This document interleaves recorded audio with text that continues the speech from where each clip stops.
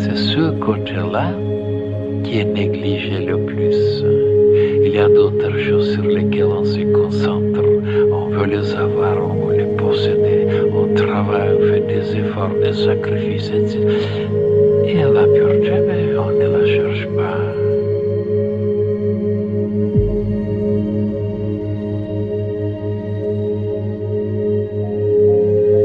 Lorsqu'on commence à s'intéresser à la spiritualité, on peut se laisser happer par notre propre volonté de vouloir acquérir des aptitudes spirituelles.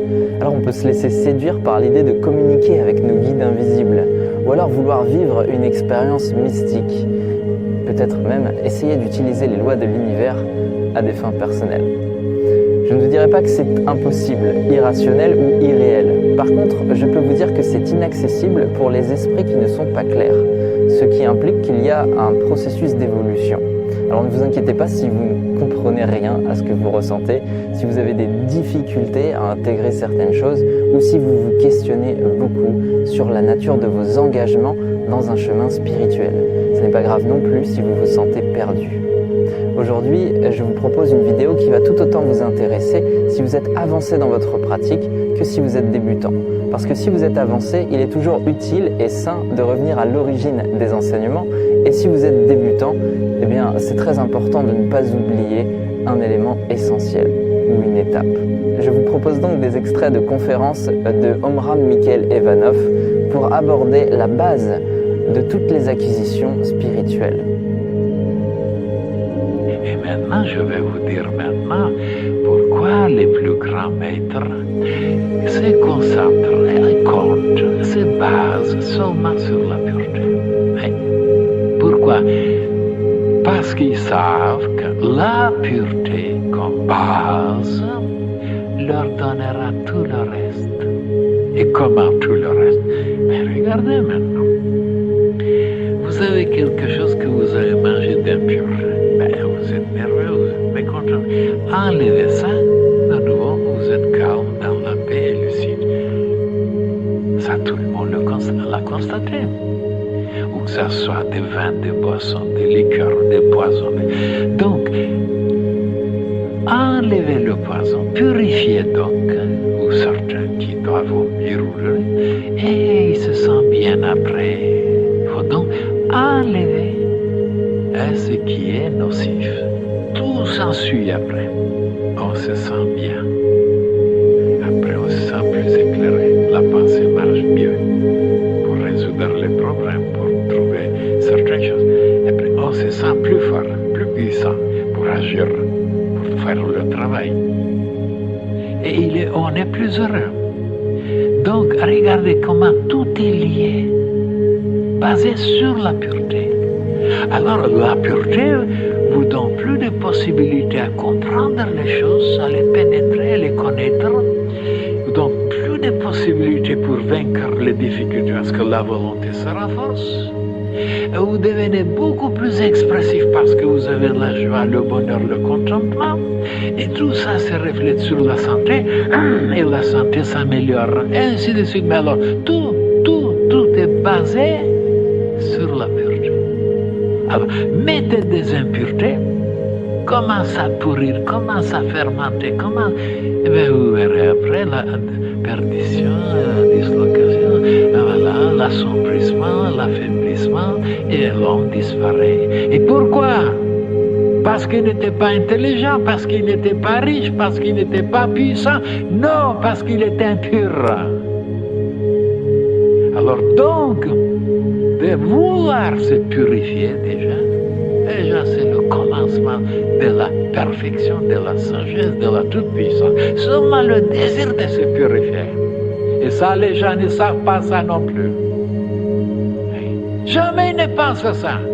Ils se préoccupent de d'autres choses et ils ne peuvent pas les obtenir parce que la pureté empêche, comme je vous disais, l'impureté dans la lampe de pétrole a empêché la lumière de pouvoir sortir éclairée.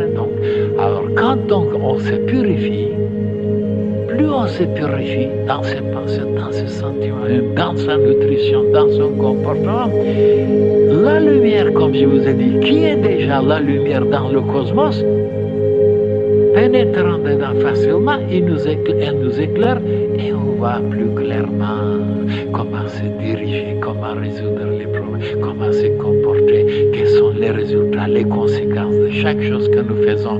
Ça, on le voit clairement à cause de la pureté. Et non à cause des lectures, à cause des universités, à cause... Non. Tous ces gens-là qui ont fait des universités, rien n'est clair dans leur tête, ni pour leur avenir, ni pour tout ce qu'ils font. Alors, c'est la pureté qui vous révèle tout, qui vous découvre tout, la pureté. Et voilà pourquoi les mystiques, les initiés, les religieux, ils ne pensaient qu'à la pureté. Alors comment savoir si on est réellement pur? Je vais vous donner un petit principe très simple qui va vous permettre d'observer votre fonctionnement à la fois intérieur et extérieur et de pouvoir voir s'il y a une harmonie entre ce que vous pensez, ce que vous ressentez, ce que vous dites et ce que vous faites. Pour moi, il y a un modèle de compréhension qui est tout simple. C'est l'idée du monde intérieur et du monde extérieur. Concrètement, ce que vous allez manifester dans votre vie se manifeste par deux manières, la parole et l'action. Et ce que vous allez manifester à l'intérieur de vous, c'est-à-dire dans votre monde intérieur, eh bien, ça se manifeste toujours par des pensées ou par des ressentis. Questionnez l'harmonie qu'il y a entre l'intérieur et l'extérieur. Parfois, on peut avoir l'impression de bien agir, de bien parler, mais nos bonnes actions et nos bonnes paroles sont en fait motivées par de mauvaises pensées et de mauvais ressentis. Et donc là, il y a en fait une disharmonie. Et cette disharmonie est peut-être à l'origine de ressentiments.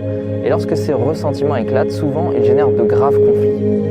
On peut avoir le cas, par exemple, d'une belle-mère qui se retrouve confrontée à la pensée de sa belle-fille qui, en fait, accumule depuis des années des frustrations qu'elle n'a jamais révélées dans son attitude ni dans ses paroles et qu'elle balance sous le poids d'un grand stress. Et là, on peut créer carrément un conflit familial, parfois très grave, juste parce qu'il y a eu cette incohérence qui n'a pas été gérée en amont. Alors concrètement, comment est-ce qu'on peut faire ça?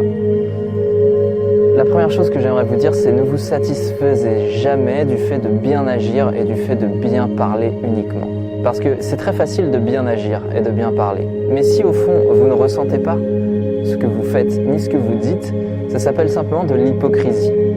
Alors si vous ressentez des choses négatives et si vous avez des pensées négatives, essayez d'observer ces pensées, essayez de les clarifier. Elles sont nocives, c'est ces pensées qui vous rendent impurs. Essayez de faire en sorte qu'elles ne puissent pas se propager dans votre esprit. La meilleure façon de faire ça, c'est d'entraîner son esprit. D'entraîner son esprit à porter son attention sur l'origine des pensées, porter son attention sur les mécanismes émotionnels qui fonctionnent à l'intérieur de nous et d'essayer de clarifier tout ça par l'observation. J'en ai parlé dans d'autres vidéos, je vous parle des bases de la méditation.